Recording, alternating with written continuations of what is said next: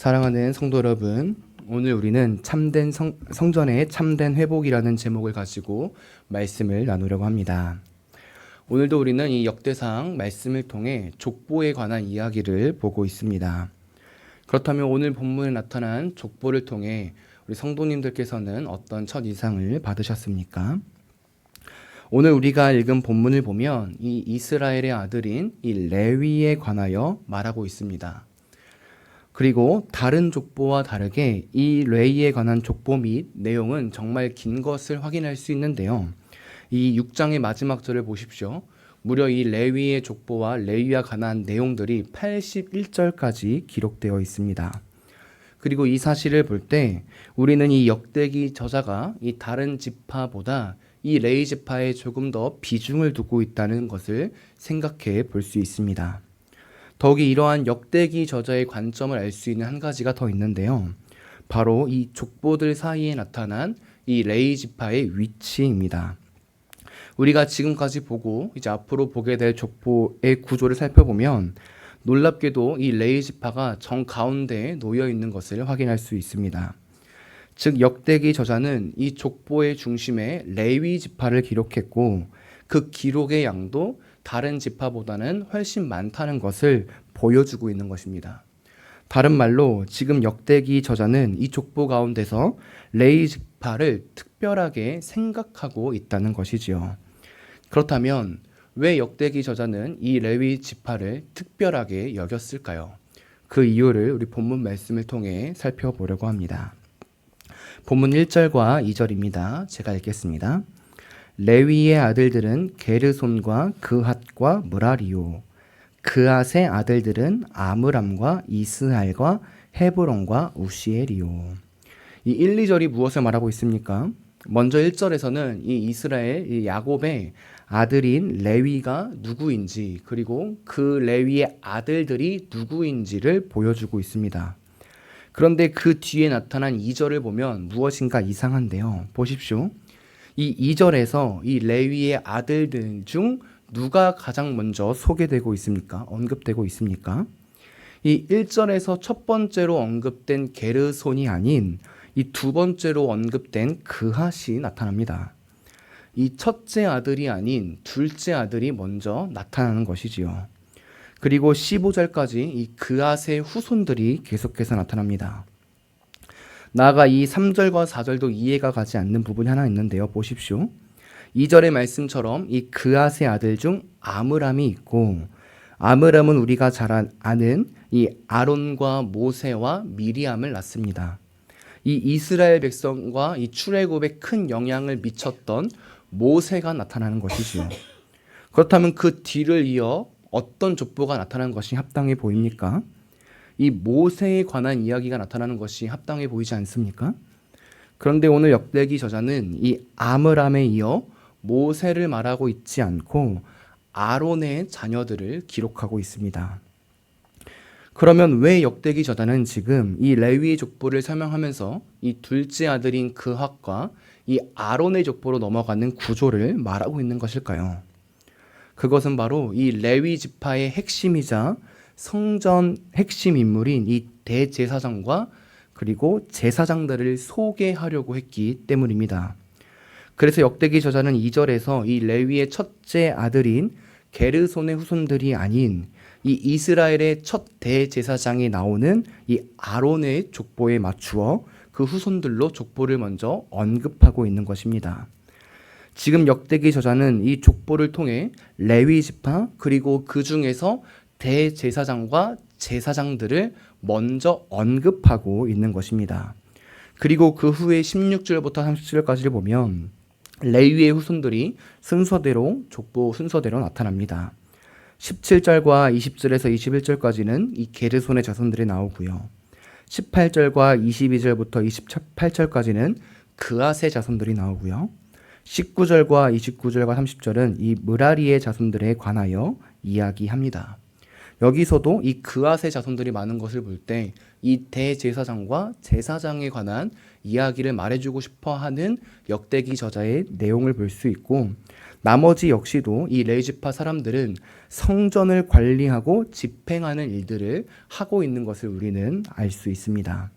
즉 오늘 역대사 6장은 이 레위지파의 족보를 말하면서 성전에서 제사를 지냈던 대제사장과 제사장들, 나아가 이 성전을 관리했던 자들의 모습을 보여주고 있는 것입니다.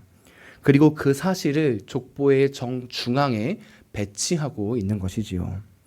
사랑하는 성도 여러분, 그렇다면 이 사실이 우리에게 알려주고 있는 은혜는 무엇일까요? 가장 먼저 오늘 역대기 저자는 이 역대기의 1차 수신자인 이 포로 후 귀환한 이스라엘 백성들에게 이 레위 지파의 후손들을 강조하며 이 성전의 아름다움을 다시금 일깨워주고 있는 것입니다. 특히 이 대제사장을 비롯한 제사장들과 함께 성전에서 예배드리고 찬양했던 일들을 떠올리게 하려고 하는 것이지요. 그리고 성전에서 드렸던 예배, 이 죄용서 등과 같은 이 하나님의 은혜와 그분을 향했던 마음을 이 포로 귀환 이후에 우리가 다시금 회복해야 된다라는 사실을 이 레위 지파를 가장 정중앙에 배치함으로써 알려주고 있는 것입니다. 다시금 하나님 앞에 나와 예배드려야 한다. 성전으로 나와 예배드려야 한다는 사실을 이 포로 후 귀환한 이스라엘 백성들에게 보여주고 있는 것입니다. 나아가 성전에서 대제사장들을 통해 드렸던 예배를 포로 귀환 이후에도 다시금 회복하면서 그들이 포로 귀환 이후에 바벨론에 있었던 그 문화와 풍습을 따라가는 것이 아니라 다시금 하나님 중심으로 나아가야 된다는 사실을 보여주고 있는 것입니다. 그렇다면 이 당시에 주어졌던 이러한 은혜를 오늘 이 21세기에 살아가고 있는 우리는 어떻게 받아들여야 할까요? 우리도 이 성전의 회복을 바라며 이 구약에 행했던 모든 제사들을 회복해야 하는 것일까요? 아닙니다. 우리는 이스라엘 땅에 있는 이 예루살렘 성전으로 나아가 이스라엘 백성들이 행했던 이 제도의 모습대로, 이 제사의 모습대로 그대로 행할 필요가 없습니다. 왜 그렇습니까? 바로 우리 주 예수 그리스도께서 이 구약의 모든 율법을 완성하셨고 성취하셨기 때문입니다. 그래서 그분이 참된 성전이 되셨기 때문입니다. 이스라엘 백성들은 하나님을 만나기 위해서 반드시 성전으로 나와야 했습니다. 왜냐하면 그곳에서만 하나님의 말씀, 율법을 들을 수 있었고 그곳에서만 오직 이 대제사장을 통하여 죄용서함을, 죄사함을 받을 수 있었기 때문입니다. 그리고 포로 귀환 이후에도 이러한 모습이 이스라엘 백성들에게는 필요했습니다. 아직 계시가 완전히 드러나지 않았기 때문이지요. 허나 이 계시의 정점이신 예수 그리스도께서 성육신하시고 이 땅에 오심으로 구약의 모든 율법과 제도는 그분으로 성취되었습니다.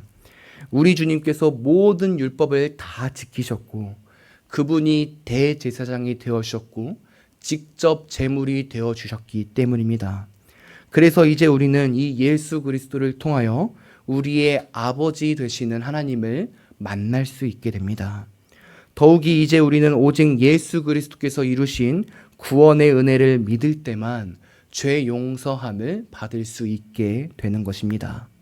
예루살렘 성전 혹은 어떤 제도를 행하여 하나님 아버지를 만나고 죄 용서함을 받는 것이 아니라 오직 예수 그리스도를 통해서만 우리는 구원함을 얻고 하나님 아버지 앞으로 나아갈 수 있게 된 것입니다. 돌로 지은 어떤 건물이 성전이 아니라 우리 교회의 모퉁이 돌이 되신 우리 주님께서 참된 성전이 되어주신 것입니다. 나아가 더 놀라운 것은 이 참된 성전이 되신 예수님께서는 그분을 믿고 그분을 품는 성도 한 사람 한 사람 역시 성전이라고 말씀하십니다. 즉 참된 성전이신 예수님을 믿고 마음에 품은 자, 성도 한 영혼 한 영혼이 이제 성전으로서의 역할을 감당하는 것입니다. 그리고 이러한 은혜를 가지고 오늘 역대상 6장의 말씀을 적용하면 우리에게 두 가지 은혜를 누릴 수 있습니다.